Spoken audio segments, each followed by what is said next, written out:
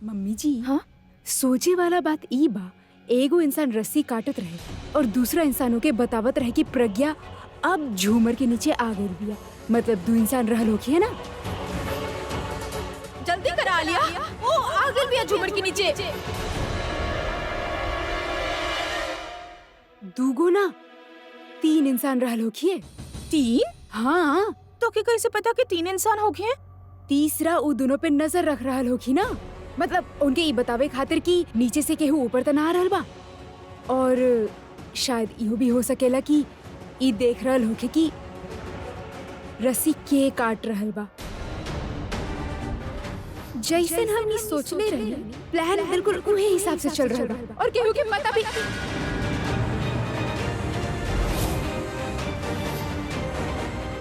अगर तीसरा इंसान ना होत त केहू न केहू के पता चल जात कि रस्सी के काट रहल बा। हाँ।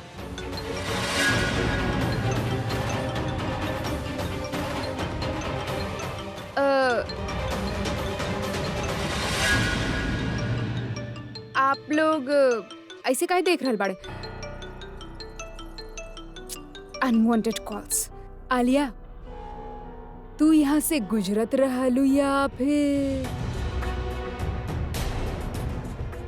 एक्चुअली हम आपके पास आत रहनी। हमके अभी यही वक्त एगो स्ट्रॉन्ग कॉफी चाहिए।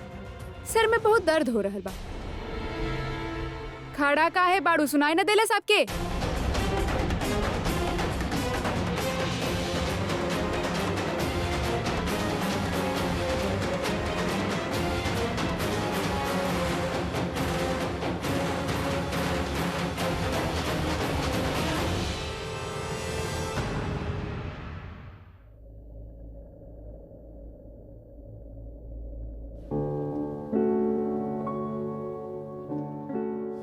तू अपना से ऊपर केहू के ना समझेला ई तो हम जानत रही, लेकिन प्रज्ञा हमके इतना माने ले ई नहीं के पता रहा। I know she likes my music. हमके लागत रहे क्योंकि सिर्फ पुराना गाना पसंद बा, बट थैंक्स फॉर द इंफॉर्मेशन।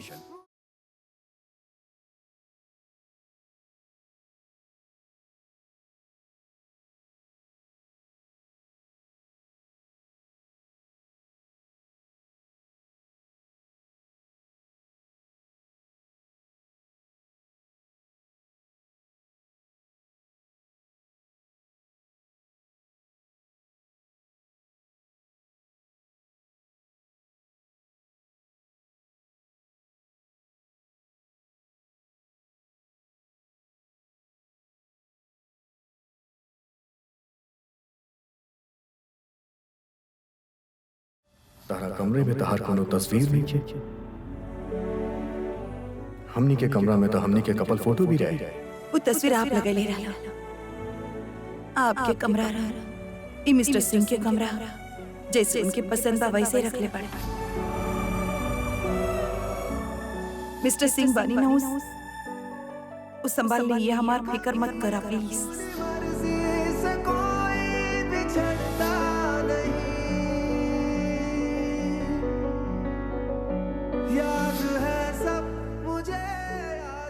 एक तरफ की भी बाल परेशान कर रहा पड़े, ठीक कर दे। याद है सब मुझे याद है, सारी बातें मुझे याद है।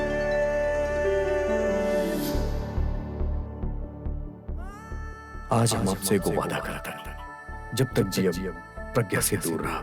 जे लाइफ खुद से चूज के लिए बड़ी हम उमें इंटरफेयर ना करब।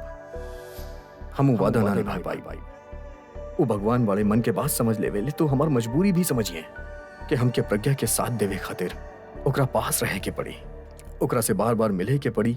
ई प्रज्ञा के अच्छा ना लगी, वो गुस्सा करी, हमरा पे चिल्लाई, पर अब हम ओकरा पे कोनो मुसीबत ना आवे देब। हमके ओकरा से मिले के चाहिए, हमके देखे के चाहिए कि वो ठीक बाड़ी की ना।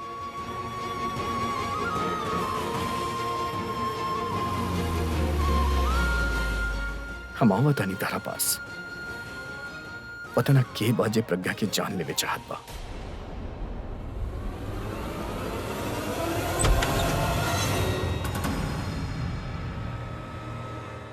अरे तनु, तू यहाँ? कम इन।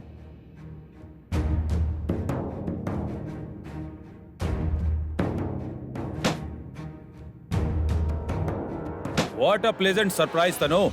हमरा पता रहे कि तू जरूर आईबू। हमार काम के रिवार्ड देवे आइल बाड़ू तू। तदा आई एम रेडी।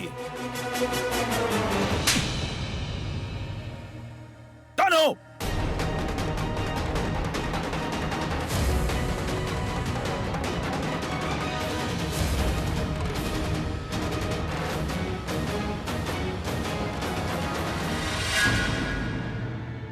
अगर हमार हाथ उठ गए ना तनु तो है पर मर जाइबू तू, समझ लो।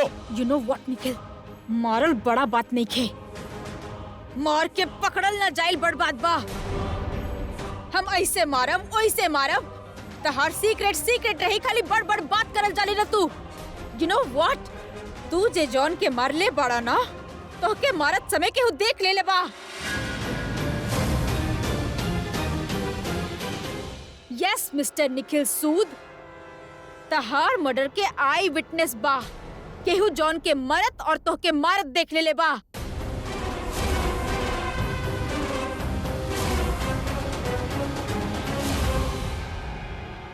का बकवास कर रहल बाड़ू तनु? वहां पर कोई ना रहल। रहल वहां पे। And you know what, police आयल रहे घर पे प्रज्ञा के एक्सीडेंट के इन्वेस्टिगेशन करे। हमके ना पता कि वो कितना जाने ले, लेकिन हाँ बहुत जल्दी वो जॉन के मर्डर और प्रज्ञा के अटेम्प्ट टू मर्डर के बीच में कनेक्शन ढूंढिए। घर में सारा सवाल पूछत रहले और हमरा पे तो शक भी हो गए उनका।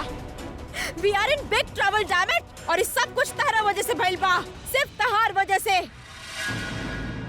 हम सबूत ना छोड़ी नी, अरे गवाह छोड़ के आ गेला तू वहाँ पे। का मांगले रहनी हम तो से? सिर्फ एगो हेल्प कि जॉन के अभी तक मत पहुँचे दा, ताकि पुलिस हमरा पीछे ना पड़े। लेकिन तू तो पुलिस ही हमरा पीछे लगा देला। हम तो से कहले रहनी ना निखिल, ये लफड़ा में मत पड़, ये औरत के बात मत सुनी है। लेकिन तू हमार एक ना सुन ले, अब बचता। अरे ये लड़की कोनो गुड लक जाम नहीं खे, ये तो तोहर पिछले जन्म के कोनो पाप के फल हा, जो इस जन्म में भुगतत बाड़े। अब भुगत। ये लड़की एगो पनौती बिया, सुनल चाहत रहे ना सुन ले, अब भुगत भुगत निखिल सूद। हम तो से बात कर रहल बानी और तू अपना आप से बात कर रहल बाड़ा। Look at me when I'm talking to you, damn it! You want me look at you? हम तोरा देखी, आपन खुद के जिंदगी में नजर लगाई हम। You know what? तोहार नजर ही बुरा बा, जे पर पड़ेला ना वो इंसान ही बर्बाद हो जाला। It's my fault, गलती हमार रहा, सब गलती हमारा। You are the biggest mistake of my life. हमार जिंदगी के सबसे बड़ी गलती बाड़ू तू। तू मनहूस बाड़ू, अब शगुन बाड़ू तू तनु। जब भी हम आगे बढ़ेली तोरा बचावे खातिर, हम खुद खड्डा में गिर जानी। अच्छा खासा जिंदगी बितावत रहनी, हम अपन बिजनेस खोले रहनी, अच्छा खासा चलत रहल। Everything was going running good Tanu, but suddenly तू आवेलू आपन मनहूस नजर लेके, तोहार बुरा नजर लग के हमार जिंदगी फिर से बर्बाद करे आ गई तनु। यस, और एक्चुअली गलती हमार रहा। पता ना तोरा के देख के हमके का हो जाला, दिमाग खराब हो जाला हमार दिल हमार बस में ना रहेला तनु। पता ना हमरा के का हो जाला, यू नो, डैम इट, पागल हो जानी, अपने आप में ना रहनी हम। पता ना का हो जाला हमरा। शायद हम तोरा से बहुत ज्यादा प्यार करेनी तनु, हमरा से कंट्रोल ना होला।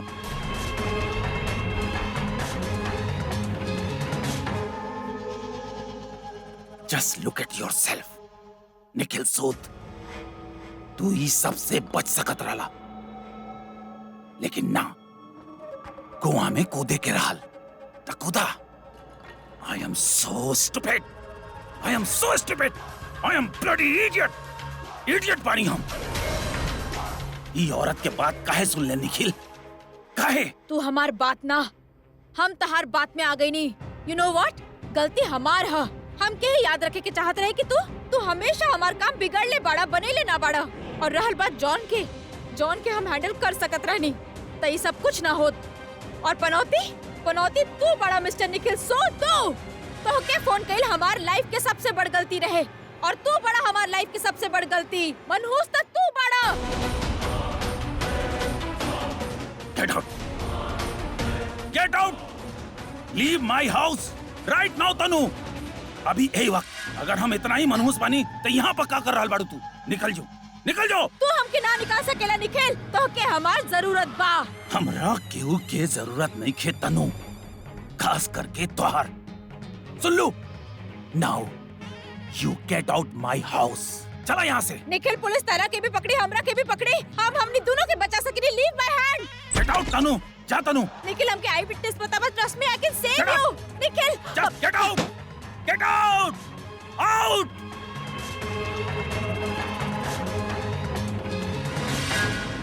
मम्मा एगो हमके भी दी ना। इला थैंक्स।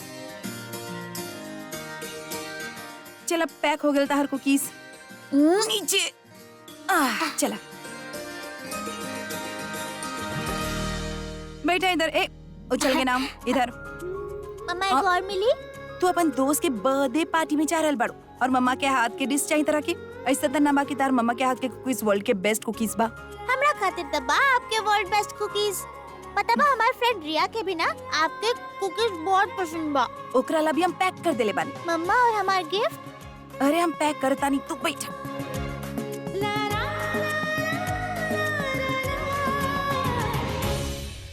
ई हो गल गिफ्ट पैक।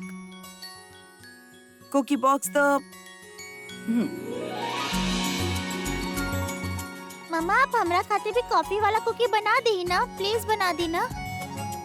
बना दे। त हम दादी के फोन करके बोल दी कि ओकर सामान ले आए। कोनो जरूरत ना बा, घर पे बा सब सामान।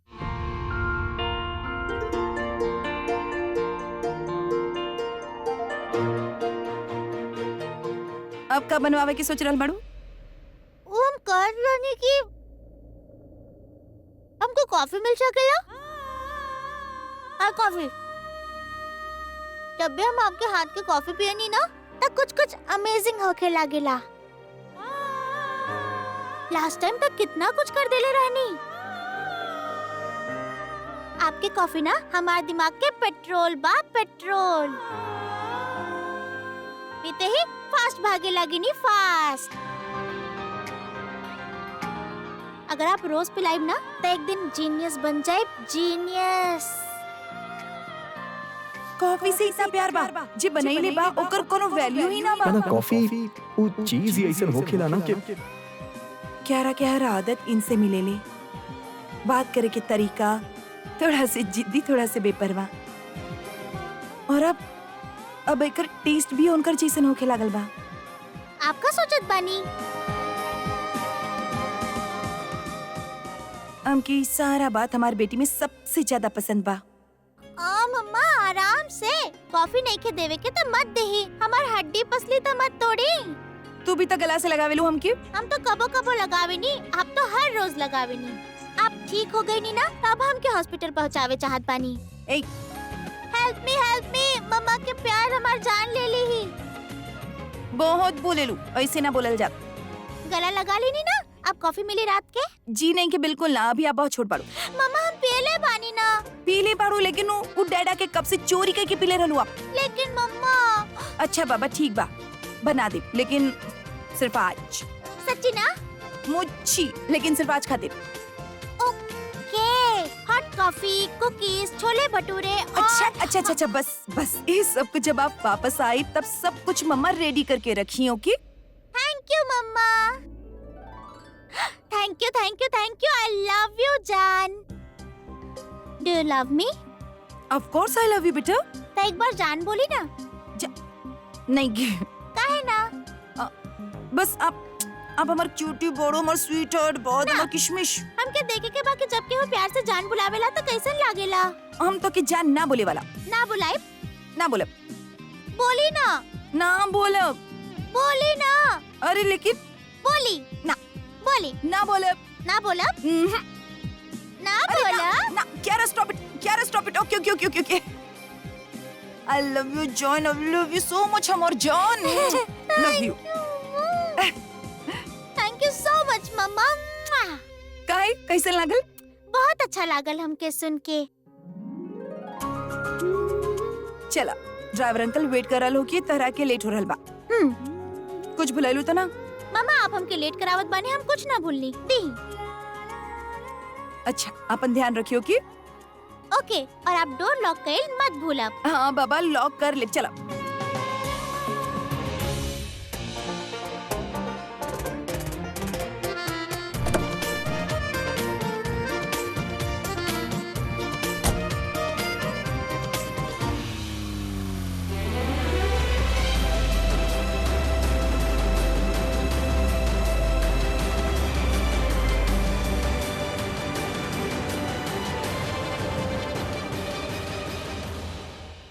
यह गरबा अंकल हमार बैग हमसे निकलत नहीं खे, एक बार निकाल दे ना प्लीज। ओके।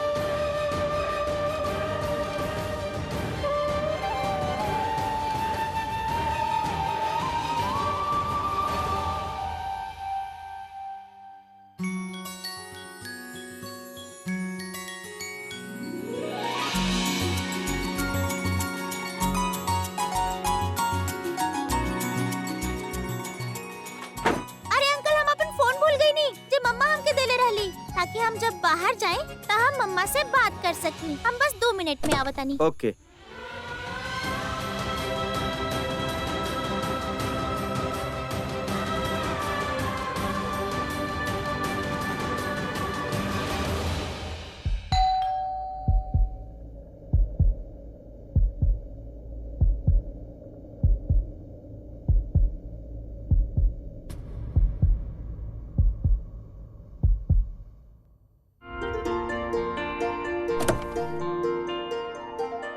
का भेल बेबी, आपके फोन मिलल?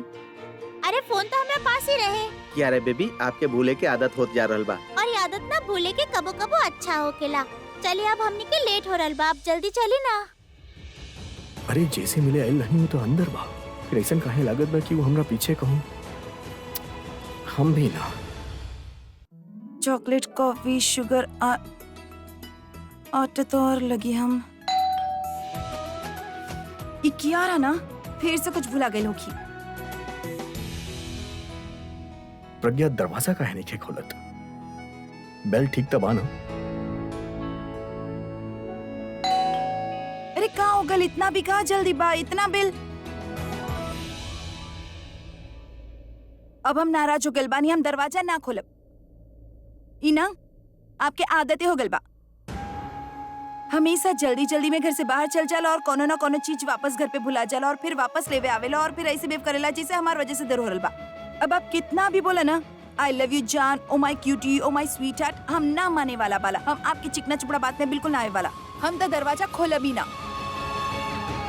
हम कितना कोशिश करेंगे आपके सुधारे के, लेकिन आप तो सुधरे के ही ना बा। आपके हमेशा चीज घर पे भूल जाए के बा। तो बस अब जी भूल गए तो भूल गए। अब तो हम मानब ही ना। आप अंदर आके हमके किस भी दे तब वो हम ना मानब। तुम्हारी क्यूटनेस तो हमरा साथे होत रहे, तू एकरा भी केहू और के साथ शेयर कर ले। हम बानी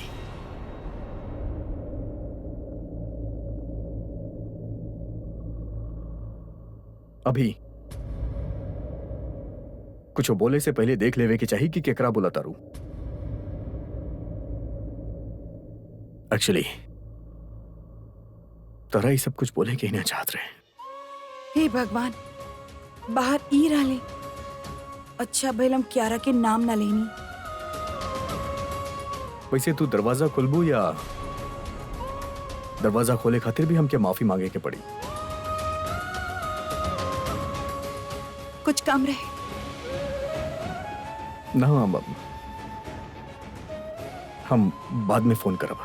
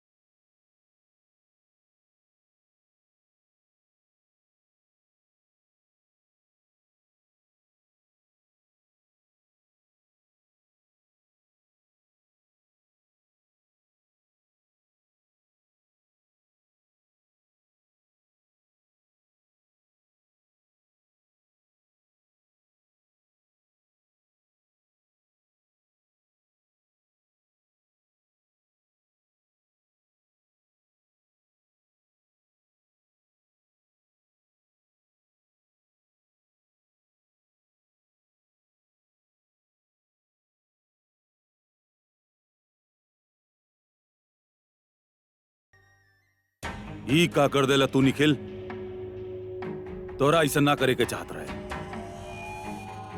तू।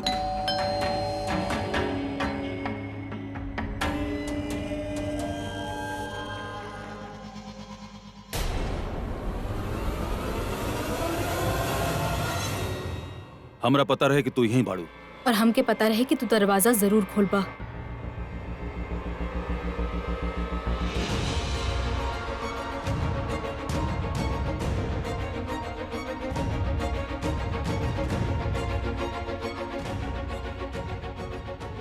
तनु आई एम सॉरी। तोके पता बा वो आई विटनेस के बिया? कियारा, पूरब के बेटा सनी के क्लासमेट, ओकर फ्रेंड। पूरब के बेटे के फ्रेंड मतलब वो बच्ची। राइट, बच्ची बिया लेकिन आफत के पोटली बिया। और तो के हंसी का है यार बा? तो का हम एगो बच्चा के नाम सुन के डर जाए? छोट बच्ची बिया, हैंडल कर ले हा बुकरा। छोट बच्ची बिया लेकिन शी इज वेरी स्मार्ट। बात ऐसे करेले जैसे दादी अम्मा होके, दिमाग ऐसे चलावेले जैसे कोनो बड़ जीनियस होके। यू नो, एक बार हम सुतल रहनी और वो हमारे फेस पे कलर लगा देले रहल। I just hate her. ओकरा देखे नहीं तो प्रज्ञा के याद आवेला। तो मतलब प्रज्ञा के तरह ओकर भी कुछ करे के पड़ी। का करे के पड़ी? हमरा बता दा कि वो कौन सा स्कूल में जाले, वहीं जाकर ओकर काम तमाम कर दे। हम व्हाट? ऊ तो के पहचाने ले। तू ओकर स्कूल जाइबा तो ऊ शोर मचाए, उहे पकड़ल जाइबा तू। तो एक काम करा, हमरा ओकर क्लास बताता, हम वहाँ रात के जाके बम फिट कर देता। नहीं पागल हो गइल बाड़ा तू? अरे हम तोरा बता के जाइब ना। अगला दिन तू सनी के स्कूल मत भेजिया। बाकी बच्चा सब मारल ना जाई है और तो के रात के स्कूल के आए दी ही। तो एक काम करता नहीं, तो ओकर लंच बॉक्स में जहर मिला देता। नहीं wow, that's a great idea. मतलब तू ओकर घर जाइबा कुरियर बॉय बन के? तोहार सच में दिमाग खराब हो गइल बा। जब से तू बिजनेसमैन बन गइल बाड़ा ना, तब से तोहार ई सब काम में दिमाग चलल बंद हो गइल बा। आई मीन होशियारी उचालाकी सब गायब हो चुकल बा निखिल। हमके बचावे के चक्कर में तू खुद फंस गइल और अब भी कियारा के मारे के जगह तू खुद के फंसावे के प्लान ढूंढ रहल बाड़ा। यू नो व्हाट, तू घर पे रहा, अगर बाहर निकलला ना तो पकड़ा जाइबा तू। तका करी, हाथ में हाथ रख के बैठी हम। हाँ, फिलहाल तू इहे करा और एकरा हाथ पे हाथ धर के बैठल ना अंडरग्राउंड होखल कहल जाला। एके अंडरग्राउंड भइल ना कहल जाला, एके हाउस अरेस्ट भइल कहल जाला। पुलिस तो के अरेस्ट करे एकरा से बेटर बना कि तू खुद के हाउस अरेस्ट कर ला। निकल, थोड़ा टाइम के बाद बा, सिर्फ थोड़ा टाइम के। तो हर जे भी बिजनेस बा तू फोन से हैंडल करा। तो के जे भी ऑर्डर करे के बाद, घर के ग्रोसरी कुछ भी, सिर्फ ऑनलाइन ऑर्डर करा प्लीज निखिल। थोड़ा टाइम के बाद बा, तब तक हम कोनो सोल्यूशन ढूंढ ले भी कियारा के का करे के बा। और तब तक तोहके भी कोनो आइडिया मिलता तो हमके फोन कर दिया। हम फिलहाल चलत बानी, हमके घर पहुँचे के होखी। अगर बहुत लेट हो गई नहीं तो सब पूछिए कि हम कहाँ रहनी अब तक। कोई ऐसा बाऊ घर में जेकर तोहार फिकर हो? तोहार सो कॉल्ड हस्बैंड अभी, ओकरा तो तोरा से कोनो मतलब ही नहीं खे। न तो अब तक एगो फोन कॉल तो आ ही जात होके। निखिल, तो हमार फिक्र छोड़ा और आपन फिक्र करा और याद रखिए तोहके अंडरग्राउंड होके के बा।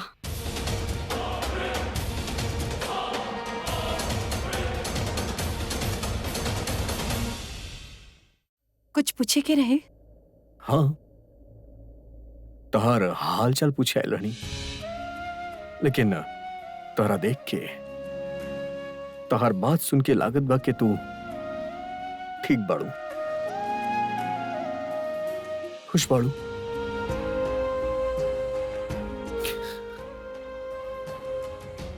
चला तानी।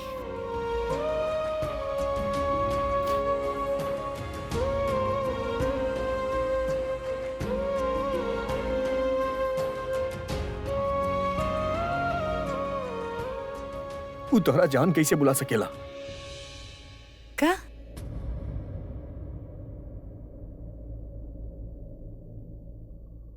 कुछ ना।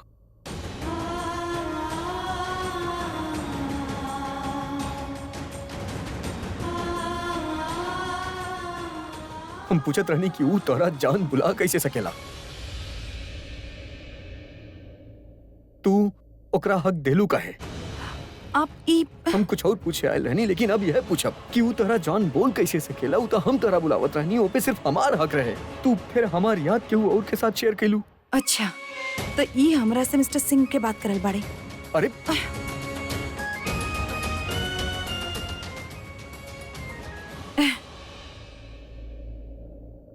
Hey, Huh? I'm serious. I am happy, thank God. हम सीरियस बात करत तानी, तू हंसत तारू। अरे ना ना, वो हम कुछ और सोचत रही। ई जान वर्ड से तरह ऐसन कौन बात याद आ गई जैसे तोरा गुदगुदी होके लागल?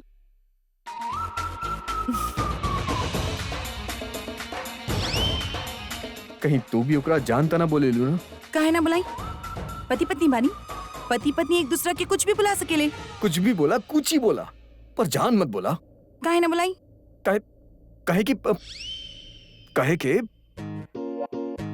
काहे कि फिर हम भी तनु के बोलब। का जान? मोगैम्बो। मोगैम्बो तो ओकरा खातिर परफेक्ट नाम बा। जब वो शादी करके आपके घर आयल रही ना, हमके ओके देखे मोगैम्बो के ही याद आवत रहे। मोगैम्बो जो कभी खुश ना रहल और केहू के खुश रहे ना दिलस, जैसे तनु हमार सारा खुशी छीन लेली। इनफैक्ट पता है का, अगर तनु हमारा सामने आए तो हम हो के मोगैम्बो बुलाई। हाँ, मोगैम्बो ते विलन के नाम रहे खातिर तोहरा वो नाम देले रहनी ना। हम ओकरा मोगैम्बो ना बुलाइब, हम ओकरा चांद बुलाइब। देख लू कैसन लागल, चांद चांद चांद। ना हम सोचत बानी कि आप तनु की जान बुलाई, पर्सनैलिटी से सूट ना करी, आपसे ना हो पाई। अरे का ना हो पाई, हम आज कल परसों तरसों चरसों हर दिन ओकरा जान बुलाइब। ऐसा नहीं हम तारा सामने ओकरा जान बुलाइब।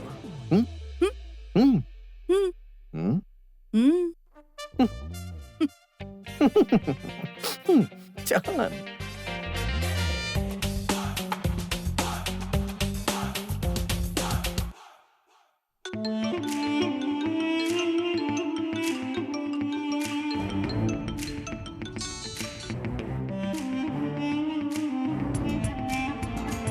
हेलो। हेलो जान। हेलो जान। अरे हम कब से तारा फोन करता नहीं जान। इके हमके जान जान बोल रहल बा। नंबर तो अभी के ही बा। कहाँ बड़ू तू? हम अपन कार के पास बानी। अरे ना ना ना जान, तू गाड़ी में ना, तू हमार दिल में बाड़ू जान, तू हमार दिमाग में बाड़ू जान, तू हमार जहन में बाड़ू जान, तू एसेट बाय जान। तू कहाँ ना बाड़ू जान। पता बा तू बस जल्दी से पहुंच जाइए, काहे के आवत वक्त हम तोहरा खातिर एगो बहुत प्यारा गिफ्ट लेके आवे वाला बानी जान। हाँ हाँ, बाय जान। जान जान जान बोल की जान निकल गई ना, पानी लेके बतानी। रिलैक्स, हमके पता बा तू ये सब काहे करत तारू। तू ये सब ही खातिर करत तारू काहे कि तू हमके दिखावे चाहत बाड़ू की तरह कोनो फर्क ही ना पड़ल है। लेकिन अब हम ऐसन वर्ड यूज करब ना, पता बा का नाम से बुलाइब हम ओकरा के?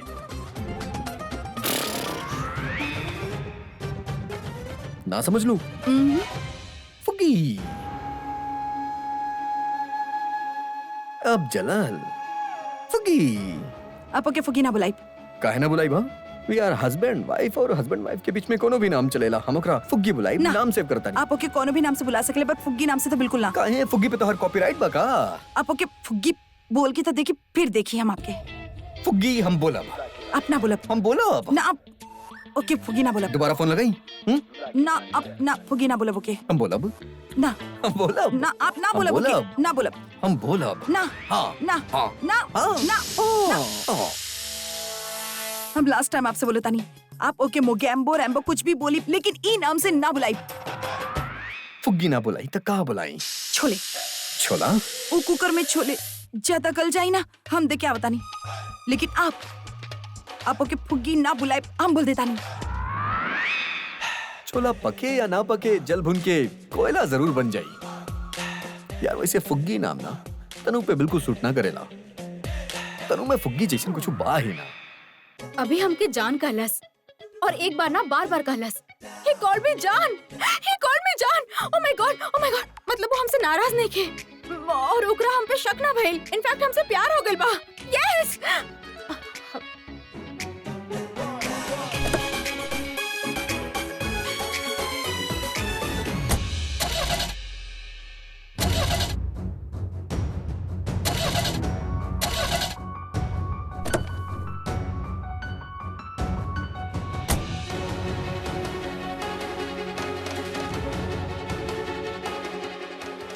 निखिल के बोलो तानी हमके ड्रॉप कर देवे।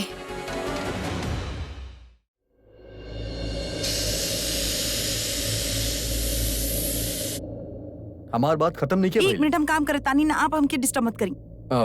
हमरा खातिर कॉफी बनाईबू, हॉट कॉफी।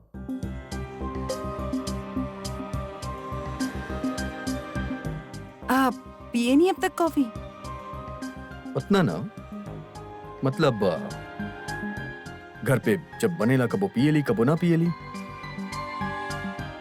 तहार खराब कॉफी के आदत जोन हो गइल बा हमरा के। आप साथ चुप पिए अब तो बना दी। अरे नेकी और पूछ पूछ। इंडिया में सबसे पहला चीज चाय और कॉफी खातिर पूछल जाला ना। कॉफी तो हम भी अभी। हम कॉफी पी सकेला? जब भी हम आपके हाथ की कॉफी पिए नी ना तब कुछ कुछ अमेजिंग होखे लागेला। अरे देखत का बाड़ू, कॉफी बनावा। अब हाँ,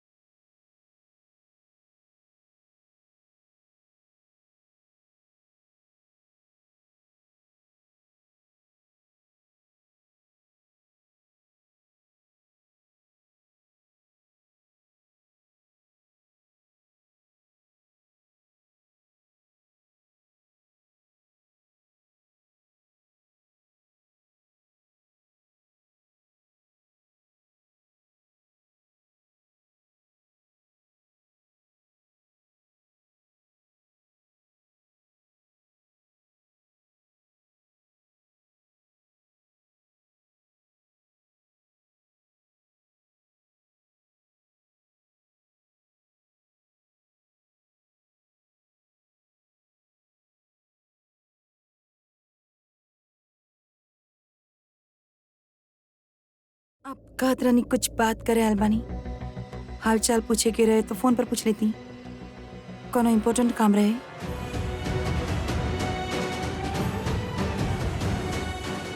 एक्चुअली एगो बहुत इम्पोर्टेंट बात रहे। का? आज भी वह टेस्ट बा, बोलब तो सर पे चढ़ जाई। ये दोनों बाप बेटी के कॉफी से पता ना कैसन प्यार बा।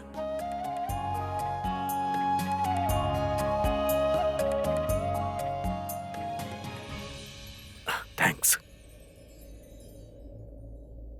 कैसन लागल कॉफी? ठीक है बा, कॉफी बा, कोनो टॉफी थोड़ा ना बा। जैसन होकेला वैसन बा। वैसे ये कॉफी बनावल तू अभी तक भूल लू ना? थैंक्स। आउच! एक का भइल, आर यू ओके? कुछ ना ठीक बानी। हम थोड़ा सा दर्द बा, ध्यान ना रहल। एक्चुअली हम के यह बारे में बात करे के रहे। हम तहरा सॉरी बोले चाहत रहनी एडवांस में। देखा, आई नो तोरा अच्छा ना लगेला कि हम तोरा पर्सनल लाइफ में इंटरफेयर करता नहीं, तोरा डिस्टर्ब करता नहीं, लेकिन तोरा पे अटैक भइल बा, ई खातिर हमके ई करे के ही पड़ी। मतलब चाह के भी हम अपना आप के रोक ना पाई बा, जब तक हमके वो इंसान ना मिल जाए जे तरह पे अटैक कर ले बा।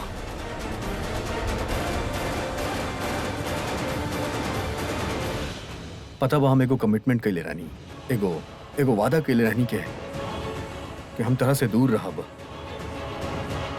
तरह से मिलब ना। केकरा से करल हो ये वादा? तनु से? लेकिन हमके वो वादा तोड़े के पड़ल, काहे कि हम जाने ली वक्त तरह हमार जरूरत बा। हमके आपकी जरूरत बा, पर लेकिन तू चाहे लो कि हम तरह से दूर रही तो तरह परेशान ना करी। लेकिन आई एम सॉरी, हम क्या ऐसा करे के पड़ी। काहे करता ने आप ये सब? काहे कि हमरा खातिर तोहरा से बढ़ के दुनिया में केहू नहीं खे।